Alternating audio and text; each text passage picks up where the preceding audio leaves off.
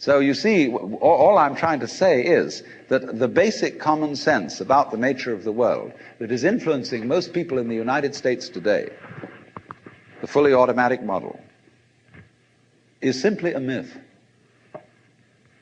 If you want to say that the idea of God the Father with his white beard on the golden throne is a myth, in the bad sense of the word myth, so is this other one. It's just as phony and has just as little to support it as being the true state of affairs. Why? And let's get this clear. If there is any such thing at all as intelligence and love and beauty, well, you found it in other people. In other words, it exists in us as human beings. And as I said, if it is there in us, it is symptomatic of the scheme of things. We are as symptomatic of the scheme of things as the apples are symptomatic of the apple tree or the rose of the rose bush.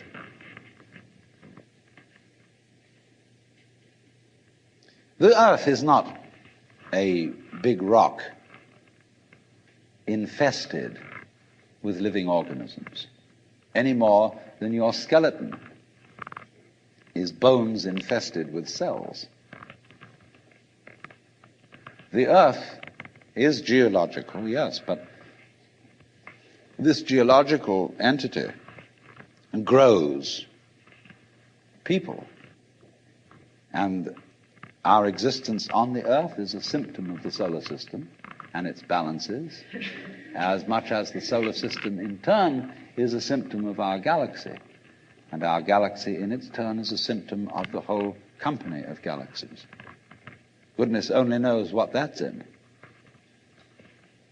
But you see, when as a scientist you describe the behavior of a living organism, you try to say what a person does. It's the only way in which you can describe what a person is. Describe what they do. Then you find out that in making this description, you cannot confine yourself to what happens inside the skin. In other words, you can't talk about a person walking unless you start describing the floor. Because when I walk, I don't just dangle my legs in empty space. I move in relationship to a room. And so in order to describe what I'm doing when I'm walking, I have to describe the room. I have to describe the territory. So in describing my talking at the moment, I can't describe this just as a thing in itself because I'm talking to you.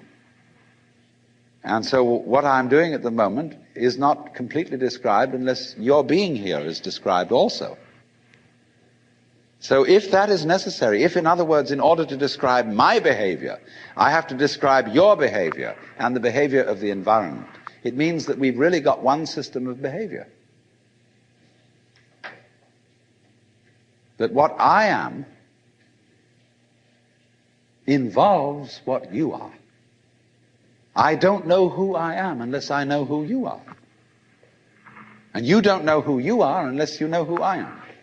There was a wise rabbi once said, if I am I because you are you, and you are you because I am I, then I am not I and you are not you. In other words, we are not separate. We define each other. We're all backs and fronts to each other. You know, you can't, for example, have two sticks. You lean two sticks against each other and they stand up because they support each other. Take one away and the other falls.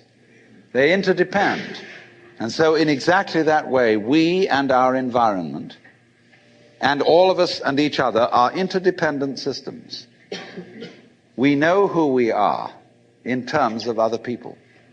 We all lock together. And this is again and again the serious scientific description of how things happen. And any good scientist knows, therefore, that what you call the external world is as much you as your own body. Your skin doesn't separate you from the world, it's a bridge through which the external world flows into you, and you flow into it. Just, for example, as a whirlpool in water, you could say, because you have a skin, you have a definite shape, you have a definite form. All right? Here is a flow of water, and it does a whirlpool. And then it goes on. The whirlpool is a definite form, but no water stays put in it. The whirlpool is something the stream is doing. And exactly the same way, the whole universe is doing each one of us. And I see you today, and I recognize you tomorrow, just as I would recognize a whirlpool in a stream. I'd say, oh yes, I've seen that whirlpool before. It's just near so-and-so's house on the edge of the river, and it's always there. So in the same way, when I meet you tomorrow, I recognize you, you're the same whirlpool you were yesterday.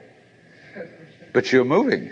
The whole world is moving through you. All the cosmic rays, all the food you're eating, the stream of steaks and milk and eggs and everything is just flowing right through you. When you're wiggling the same way, the world is wiggling, the stream is wiggling you.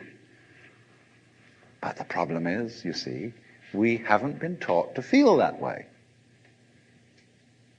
The myths underlying our culture and underlying our common sense have not taught us to feel identical with the universe, but only parts of it, only in it, only confronting it, aliens. And we are, I think, quite urgently in need of coming to feel that we are the eternal universe, each one of us. Otherwise, we're going to go out of our heads. We're going to commit suicide, collectively, with courtesy of H-bombs. And, all right, supposing we do, well, that will be that, and there will be life making experiments on other galaxies. Maybe they'll find a better game.